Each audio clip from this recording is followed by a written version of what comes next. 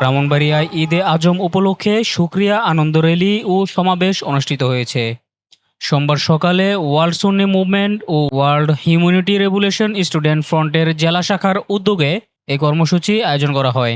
আসন্ন 12ই রবিউল আউয়াল ঈদে আজম উদযাপন উপলক্ষে সকাল 9:30টায় ব্রাহ্মণবাড়িয়ায় সরকারি কলেজ গেট থেকে র্যালিটি শুরু হয়।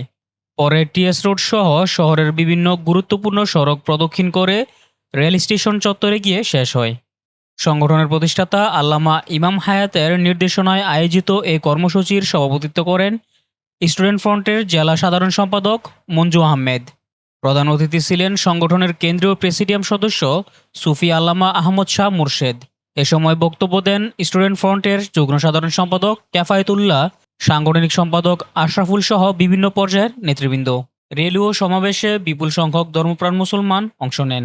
সমাবেশে বক্তারা মহানবী হযরত মুহাম্মদ সাল্লাল্লাহু তাআলা আলাইহি ওয়াসাল্লামের আদর্শ অনুসরণের মাধ্যমে সত্য, ন্যায়, মানবিক মর্যাদা ও শান্তিপূর্ণ সমাবেশ প্রতিষ্ঠার উপর গুরুত্ব আরোপ করেন।